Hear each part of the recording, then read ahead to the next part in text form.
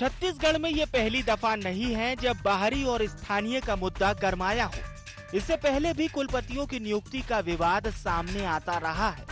ताजा मामला पंडित रविशंकर विश्वविद्यालय में हुई कुलपति की नियुक्ति को लेकर है। प्रोफेसर सच्चिदानंद शुक्ला की नियुक्ति पर कांग्रेस ने तत्कालीन राज्यपाल अनुसुईया उइके और भाजपा पर गंभीर आरोप लगाए।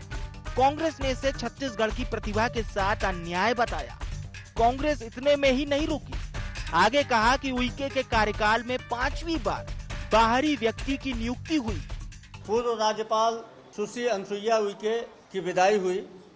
जैसे ही वो हवाई अड्डा से उड़ी, वैसे ही राजभवन के द्वारा एक आदेश सर्कुलेट किया गया, जिसमें पंडित रविशंकर विश्वविद्यालय के लिए प्रोफेसर सच्चिदानंद शुक्ला, जो अवध विश्वविद्यालय के प्रोफेसर हैं, उनको पंडित रविशंकर विश्वविद्यालय का कुलपति नियुक्त किया गया।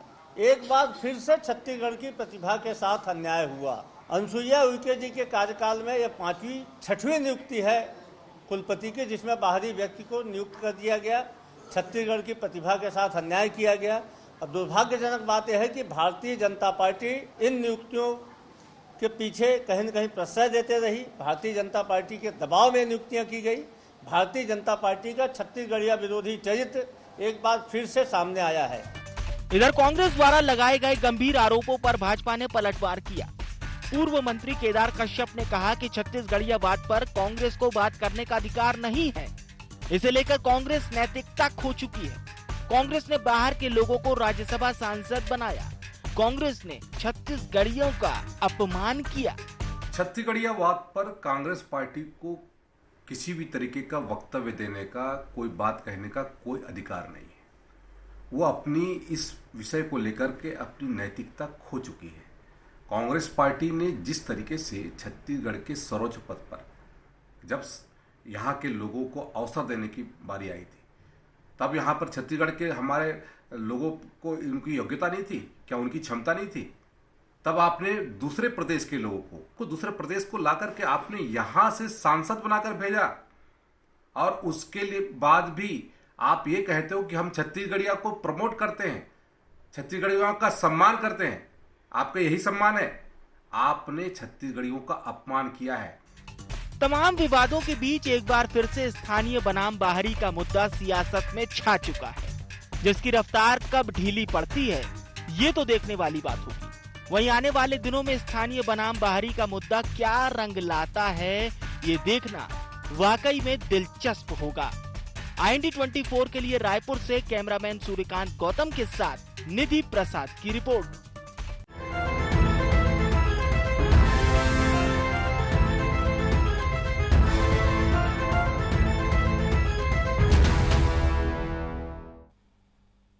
नमस्कार, गुहार छत्तीसगढ़ में आप सभी का बहुत स्वागत है। छत्तीसगढ़ में एक कहावत बड़ी ही प्रसिद्ध है, छत्तीसगढ़िया सबले बढ़िया। लेकिन इस समय छत्तीसगढ़ में जो सियासत चल रही है वो भीतरी बनाम बाहरी की है।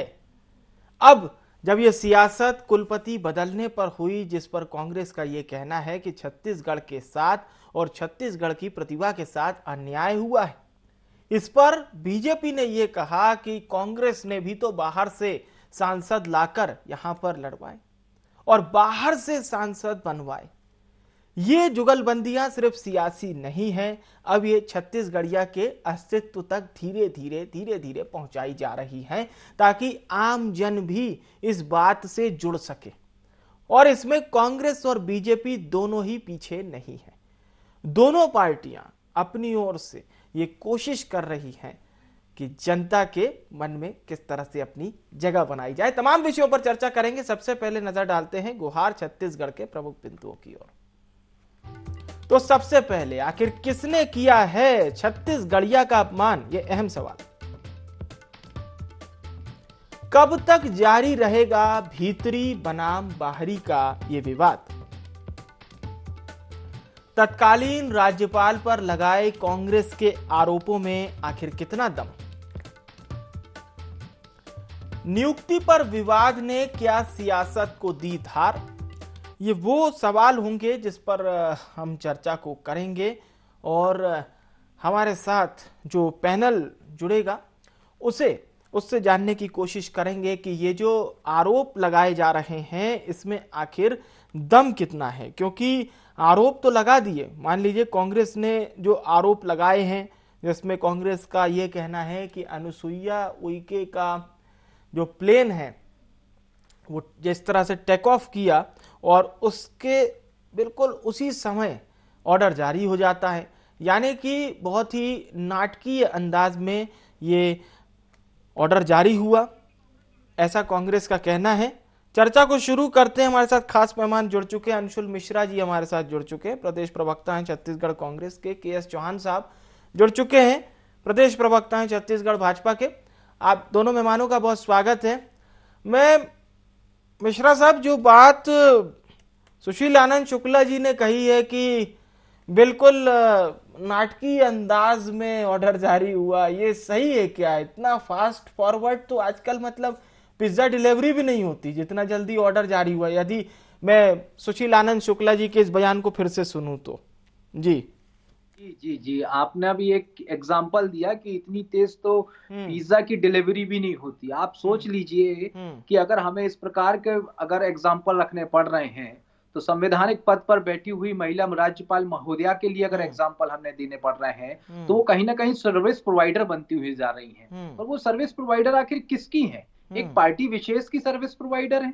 राज्यपाल का मतलब क्या होता है, आज मैं यह सोचने पर आमादा हो चुका हूँ। राज्य का पालन करने वाला, राज्य को हर नियमों को अनुसार राज्य को आगे ले जाने वाला। वह ये सोचती हैं कि शिक्षा की नीति कितनी हो, अच्छी हो। वह ये सोचती हैं कि उच्च शिक्षा की नीति कितनी अच्छी हो। लेकिन उसके ऊपर भी एक राज्यपाल महोदय अगर राजनीति कर जाए तो मैं यह समझता हूं कि आज हिंदुस्तान की राजनीति किस ताक पर रखी हुई नजर आती है, वो शब्दों में बयां नहीं की जाती। और बीजेपी, किसी भी मुद्दे को आप उठाकर देख लीजिए, बीजेपी का सिर्फ एक ही काम हो चुका है, आमने सामने की लड़ाई नहीं करना है, सिर्फ पीठ पीछे बार करना है। चाहे वो ईडी का काम हो, चाहे राज्यपाल का काम हो, चाहे किसी भी विभिन्न प्रकार से। क्योंकि छत्तीसगढ़ में पिछले 4 वर्षों में बीजेपी के पास किसी भी प्रकार का मुद्दा नहीं हो, जिस पार्टी के पास अपना खुद का नेता नहीं है, जिस पार्टी के पास अपना खुद का कार्यकर्ता नहीं है और ईडी जैसी संस्थान को वह अपने प्रदेश प्रभारी बनाकर रखे हो, तो उनकी हालत यह हो सकती है। लेकिन मैं छाती चौड़ी कर जिम्मेदारी के साथ यह कह देना चाहता हूं पांडे साहब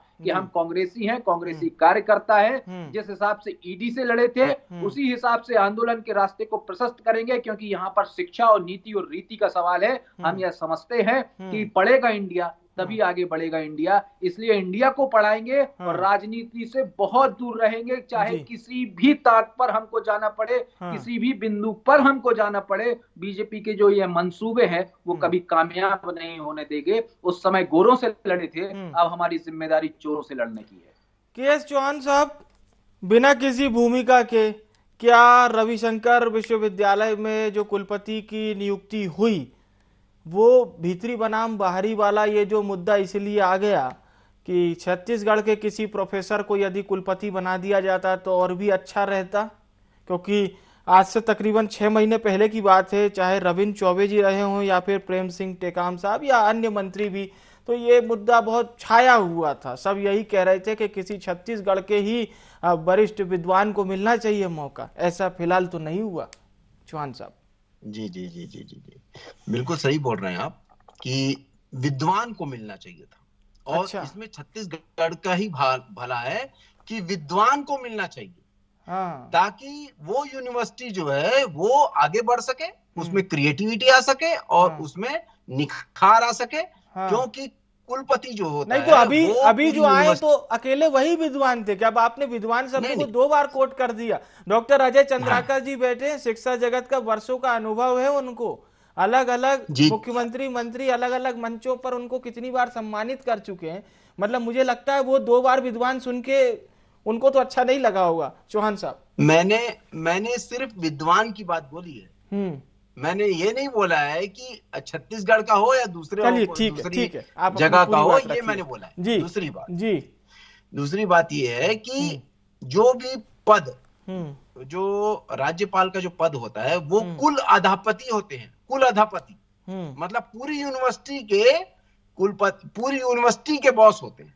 तो उनको पूर्ण स्वतंत्रता होती है कि वो अपने हिसाब से कुलपति का नहीं अपॉइंट कर सकते हैं। आज चौहान साहब थोड़ा सा मेरी बात युवाओं के लिए मैंने इसीलिए आपसे सवाल किया था। आप पार्टी की पूरी बात रखिए। देखिए अंशुल मिश्रा जी किस पार्टी से ये हमें पता है, के एस चौहान जी किस पार्टी से हमें पता है, लेकिन अंशुल मिश्रा जी ने मुझे एक बात अच्छी लगी कि उन्होंने कहा कि भाई युवाओं के लिए हम लगातार जंग जो है वो जारी रहेगी, भले ही चाहे कुछ भी हो जाए। तो आज चौहान साहब को थोड़ा युवाओं के लिए कहना चाहिए था, क्योंकि बात छत्तीसगढ़िया पर भी हो रही है। ठीक है जी बोलिए सर। मैं इस बात को मानता हूं कि अगर मान लीजिए कि हजारों लाखों लोगों को अगर यहाँ पर रिक्रूटमेंट दिया जाता, नौकरियां दी जाती और यहाँ के युवाओं को नहीं दी जाती तो बात में समझ में आती है। दूसरी बात यह है कि जब राज्यपाल की बात आती है, जब राज्यसभा की मेंबर की बात आती है तो इनका ये वक्तव्य कहाँ जाता है वो मैं पूछना चाहता हूँ। और सबसे मेन बात ये ठीक सबसे मेन बात ये है विवेक जी कि ये जो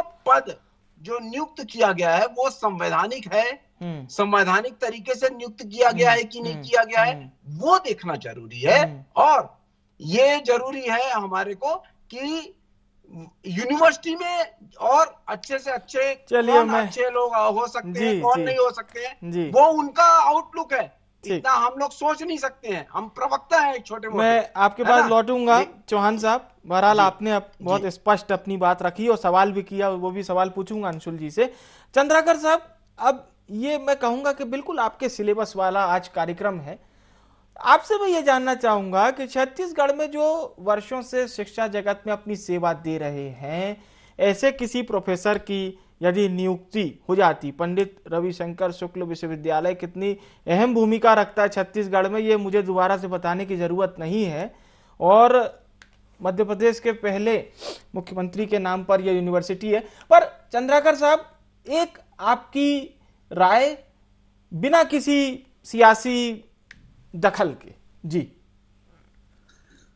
पांडे जी नमस्कार जी। डॉक्टर हरि सिंह गौड़ विश्वविद्यालय सागर से अलग हुए, विक्रम विश्वविद्यालय उज्जैन में पहुंचे, विक्रम विश्वविद्यालय उज्जैन से अलग हुए और पंडित रविशंकर शुक्ल विश्वविद्यालय की स्थापना।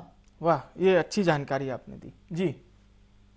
जब हम मध्य प्रदेश में थे तो पंडित रविशंकर शुक्ल विश्वविद्यालय की स्थापना हुई जी। वहां से लेकर के राज्य निर्माण तक औसत मध्य प्रदेश या छत्तीसगढ़ के ही शिक्षाविद कुलपति प्राय होते हैं। राज्य बनने के बाद भी प्रथम मुख्यमंत्री स्वर्गीय अजीत जोगी जी भी छत्तीसगढ़ के मूल के ही प्रोफेसर थे, फिजिक्स के ही थे, उनको लाया और कुलपति बने। लेकिन 2003 के बाद से छत्तीसगढ़ के विश्वविद्यालयों में जी अन्य प्रांतों के शिक्षाविद कुलपति बन करके आना प्रारंभ किए, इवन रजिस्ट्रार तक भी। अब इसके कारण प्राय क्या मानसिकता बनी छत्तीसगढ़ में, आउटसोर्सिंग का। कुलपति बन जाना ठीक है, लेकिन कुलपति बनने के बाद विभिन्न विश्वविद्यालयों में जो नियुक्ति होती, उन नियुक्तियों में वो जिस प्रांत को बिलोंग करते रहे हैं वहां के लोगों को अपॉइंटमेंट में ज्यादा स्थान छत्तीसगढ़ में मिला। चाहे कृषि विश्वविद्यालय हो, चाहे पंडित रविशंकर शुक्ल विश्वविद्यालय हो उस दौर का, या फिर गुरु घासीदास विश्वविद्यालय हो, ये जितने भी विश्वविद्यालय, यहां तक पांडे जी कि क्लास 3 और क्लास 4 तक की भी नियुक्ति। इसके बाद बात आती है जो एक्सपर्ट बन के आते हैं, एक्सपर्ट बन करके आते हैं तो चाहे वो पीएचडी का मामला हो, चाहे वाइवा में भी वो अपने ही प्रांत के लोगों को बुलाते, तो आर्थिक भी बर्डन पड़ता है और यहाँ के युवाओं को, जो स्थानीय युवाओं को मौका मिलना चाहिए, वह नहीं मिल पाता। अब यहाँ पर कुलपति बनने की जो प्रक्रिया है जी, उन प्रक्रियाओं में ये क्या होता है, कुलाधिपति के रूप में प्राय आज हमारे अखिल भारतीय स्तर पर बात करें पांडे जी, तो ये जितने भी महामहिम गवर्नर लोग हैं, ये काफी डिस्प्यूट हो रहा है।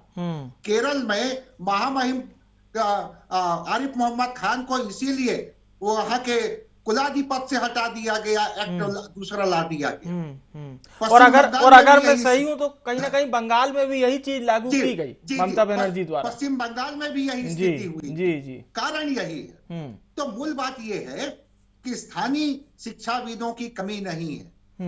कई बातें अनकही होती हैं पांडे जी और उन कहीं अनकही बातों के कारण ये महामहिम राज्यपाल जी लोग जो पैनल बनाते जी, पैनल में जो एक्सपर्ट रहता है वो उनके पसंद का रहता है, और वो चूंकि पैनल में महामहिम राज्यपाल जी उनको नियुक्त किए रहते हैं, इसलिए वो कुलपति जिसको चाहते हैं बनवा देते हैं, और बहुत सी अनकही बातें।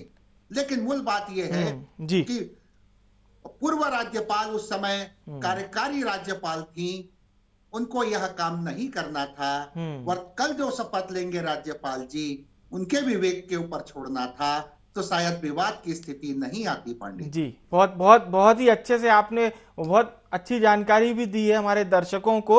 मिश्रा साहब, अब मैं आपके पास आना चाहूंगा। देखिए, भीतरी बनाम बाहरी के मुद्दे को कांग्रेस ने तो बहुत अच्छे से भुना दिया और युवाओं का आपको हो सकता है साथ भी अच्छा मिल रहा होगा, लेकिन जो बात के एस चौहान जी कह रहे हैं कि 2 सांसद आयातित किए गए, एक यूपी से लाए गए, एक बिहार से, हालांकि ये शब्द अच्छे नहीं लगते, पूरा देश एक ही है। 3, अच्छा 3 कह रहे हैं आप, 3 ठीक है, 3 तो, लेकिन फिर भी तब भी तो वही वाली बात थी ना मिश्रा जी, छत्तीसगढ़ सशक्त मोड में है तो छत्तीसगढ़िया का जो उद्गार है वो पूरे देश को दिखना चाहिए ना। हमारे ही प्रदेश से अगर 2 सांसद बन गए होते, हालांकि इस पर बहुत डिबेट हुई थी उस समय। जी मिश्रा जी। जी ये बड़ा हास्यास्पद विषय हो चुका है, क्योंकि हम यहाँ पर शिक्षा नीति की बात कर रहे हैं, और शिक्षा में क्या होता है कि अगर हम एक कुलपति जनता जनार्दन के बीच का और एक पढ़े लिखे व्यक्ति अभी पहले आप सांसद की बात करिए, सांसद की बात करिए। चौहान साहब, जवाब पांडे जी जो क्वेश्चन पूछा गया वो ठीक है, वो दे देंगे जवाब। चौहान साहब उसका आंसर दे पहले। अच्छा ठीक है, चलिए सुनिए तो मिश्रा जी, उसी की बात कर रहा हूं, मिश्रा जी सांसद की बात कर रहा हूं सर, आप उत्सुकाइए मत, धैर्यपूर्वक सुनिए, मैं बिल्कुल। तो शिक्षा और राजनीति में सिर्फ मैं यह फर्क बता रहा हूं कि जब शिक्षक एक उभर कर आता है, शिक्षक जब विशेष समाज से आता है, समुदाय से आता है, तो वह वर्ग विशेष को, लड़कों को, युवाओं को, बच्चियों को वो अपनी बातों को डिलीवर करने तक सक्षम रहता है, क्योंकि भाषा की मर्यादा उनके पास नहीं रहती है। अब बात आ जाती है, बात आ जाती है राज्यसभा सांसद। हाँ ठीक है, क्या हो जाता पांडे जी, क्या हो जाता, कैमरामैन को कहिए फिर करंट लग गया इनको। सुनिए, चलिए नहीं करंट हो रहा है, ये देखिए आप शब्दों की मर्यादा रखिए। चलिए ठीक है, हम सब शब्दों की मर्यादा रखेंगे। अंशुल मिश्रा जी, चौहान साहब भी वरिष्ठ हैं, थोड़ा ठीक है ठीक है ठीक है। मैं ये पूछना चाहता हूँ कि चोर किसको बोल रहे हो? चोर वो है जिसका ईडी का छापा पड़ रहा है। चौहान जी अपनी बारी पे आप पूरा जवाब दीजिएगा, पूरी बात रखिएगा। जिसके 170 करोड़ की संपत्ति जब्त हो रही है। चलिए अंशुल जी को फिलहाल हम जवाब देने देते हैं। अंशुल जी अपनी बात रख लें, फिर के.एस. चौहान जी आप अपनी बात पूरी रखिएगा, पहले अंशुल जी को सुन लेते हैं। घर के पारिवारिक विवाद जो मीडिया पर बैठकर बोलते हैं वो बड़ा बुरा लगता है। ठीक है, आप अपनी बात कंटिन्यू करिए। मिश्रा जी आप अपनी बात कंटिन्यू कीजिए। सांसद राज्यसभा वही बोल रहा था साहब, फिर मैं बोल रहा हूँ। अच्छा चलिए, जब ये बोलेंगे तब मैं बोलूंगा, मैं किसी के बीच में नहीं बोलूंगा, जब शांत हो जाएंगे। घर के विवाद क्या होते हैं? घर के विवाद क्या होते हैं? चलिए ठीक है, आपको ये पता नहीं है कि पर्सनल यहाँ पर बात नहीं हो रही है, पर्सनल यहाँ पर बात नहीं। चलिए चौहान साहब ठीक है ठीक है ठीक है, सवाल जवाब जारी रखें हम, और सवाल जवाब के जो मूलक शब्द होते हैं उसी पर फोकस रखें। मैं ये ठीक है हाँ कि पर्सनल ये क्या तरीका है कि घर की लड़ाई है और यहाँ पर बैठे हुए हैं, ये क्या तरीका है? क्या तरीका? ठीक है ना, वो शांत हो गए, वो चुपचाप बैठे हुए आपकी बात सुन रहे हैं, वो आपकी बातें सुन रहे हैं, करके शांत हो जाएंगे। हाँ, वो आपकी बात सुन रहे हैं। चौहान जी वो आपकी बात सुन रहे हैं, हत्या है ये, बात सुन रहे हैं, लेकिन लेकिन हम इतने महत्वपूर्ण मुद्दे को इतने आराम से नहीं जाने देना चाहते ना। ठीक है, मैं आज दोनों सम्मानित प्रवक्ताओं के पास लौटूंगा। डॉक्टर अजय चंद्राकर जी, मुद्दा बहुत ही गंभीर है, और ये बात सीधे तौर पे जो आपने बोली थी वो बहुत अच्छी बात थी कि यदि छत्तीसगढ़ की प्रतिभा का उपयोग छत्तीसगढ़ में ही होता तो बात कुछ और होती। बिल्कुल पांडे जी, अभी मैं आपको एक उदाहरण दूं। योगी आदित्यनाथ जी के शहर गोरखपुर में 71 पोस्ट गोरख विश्वविद्यालय में निकला जी। उसमें हमारे मध्य प्रदेश के भी काफी मित्र, हमारे छत्तीसगढ़ के, साउथ के भी, इवन बिहार के भी काफी लोग एप्लीकेंट थे, लेकिन 71 पदों में असिस्टेंट प्रोफेसर, एसोसिएट प्रोफेसर और प्रोफेसर के पदों पर सिर्फ उत्तर प्रदेश के ही जो एप्लीकेंट थे उनकी ही नियुक्ति हुई, बाकी किसी भी, न तो मध्य प्रदेश से, न छत्तीसगढ़ से, न अन्य प्रांतों से जी। तो यह अपेक्षा बनती है कि स्थानीय लेवल पर जो शिक्षाविद यहाँ के होंगे वो यहाँ के विद्यार्थियों के तासीर को समझते, यहाँ के माइंडसेट को समझते। बिल्कुल बिल्कुल। यहाँ के कह सकते हैं कि जो रूटीन है प्रशासनिक से लेकर के स्टाफ का या प्रोफेसरों का, उनके साथ तालमेल रहता है जी, और सबका एम एक ही रहता है। मैं ये नहीं कहता कि इसमें बीजेपी का हाथ है जी जी, इसमें ये विवाद सिर्फ महामहिम ठीक है का पर्सनल इंटरेस्ट माना जाएगा, क्योंकि वो कार्यकारी थे और कार्यकारी होने के कारण चूंकि वो बहुत बड़ा संवैधानिक पद है, इन परिस्थितियों में इस तरह की नियुक्ति से बचने का प्रयास करना चाहिए। बिल्कुल बिल्कुल। अब मूल बात यह है पांडे जी कि स्थानीय प्रतिभा, चूंकि रविशंकर शुक्ल विश्वविद्यालय में जब हम लोग मध्य प्रदेश में भी रहे तो मध्य प्रदेश और छत्तीसगढ़ के लोग ही यहाँ पर सबसे सेंसिटिव, सबसे गरिमापूर्ण सभी विश्वविद्यालय हैं जी, लेकिन पंडित रविशंकर शुक्ल विश्वविद्यालय की बात ही कुछ और वहां पर यह बात आई है। मुझे याद है इसी तरह स्वर्गीय doctor Lakshman Chaturvedi ji vice chancellor बन के आए थे, उस समय भी उनका विरोध हुआ था। ठीक है, चतुर्वेदी साहब अपना कार्यकाल पूरा किए, लेकिन बाद में चाहे पांडे जी के रूप में, चाहे वर्मा जी के रूप में यहाँ स्थानीय कुलपति को देखे हैं, तो यही अपेक्षा थी कि स्थानीय कुलपति की नियुक्ति हो जाती। बिल्कुल बिल्कुल, ये बहुत अहम बात आपने बताई। के.एस. चौहान जी, समय बहुत कम है, बिल्कुल छोटी सी प्रतिक्रिया आपकी। मैं ये पूछना चाहता हूं पांडे जी, क्या 2014 के पहले कुलपति, बाहरी कुलपतियों की नियुक्ति नहीं हुई थी क्या छत्तीसगढ़ में? ये बड़ी बात है। अगर और अगर मेन जो ये है कि अभी जो 3 राज्यसभा सांसद जो बनाए गए हैं वो पूरी बाहरी के बनाए गए हैं। और चौथी बात ये है कि अभी छत्तीसगढ़िया का जो सम्मान किया गया है रमेश बैस जी के रूप में हमारा राज्यपाल बनाया गया है। अहम बात वो क्या है? वो छत्तीसगढ़िया का पूछ लेता हूँ। चलिए मिश्रा साहब, इसी प्रतिक्रिया के साथ कार्यक्रम का भी समापन करेंगे, बोलिए। बिल्कुल, मैं राज्यसभा सांसद से लेके सबका जवाब दूंगा धैर्यपूर्वक, अगर ये सुनेंगे। छोटी सी प्रतिक्रिया, समय कम। शिक्षा की बिल्कुल 5 सेकंड की शिक्षा नीति जो होती है, जो तासीर की बात डॉक्टर साहब ने कही वह होती है, और राजनीति नीति होती है राज्यसभा का सीधा सीधा शाब्दिक अर्थ यह होता है देश के ज्वलंत मुद्दों को उठाने का काम जो करता है, जो अच्छा वक्ता होता है, उसके लिए कहीं ना कहीं प्लेटफॉर्म देने का काम होता है। तभी तो यह छत्तीसगढ़ मातारी कहलाती है। और छत्तीसगढ़ मातारी बहुत अच्छी बात। समय समाप्त हो चुका है सर, बहुत माफी के साथ रोक रहा हूँ। शुक्रिया आप सभी मेहमानों का हमारे साथ कार्यक्रम में जुड़ने के लिए, बहुत बहुत धन्यवाद। तो नए कुलपति पर फिलहाल विवाद जारी है, कब तक जारी रहेगा ये हम देखेंगे, फिलहाल तो विवाद जारी है। गुहार छत्तीसगढ़ में इतना ही। मुझे यानी विवेक को दीजिए इजाजत, नमस्कार।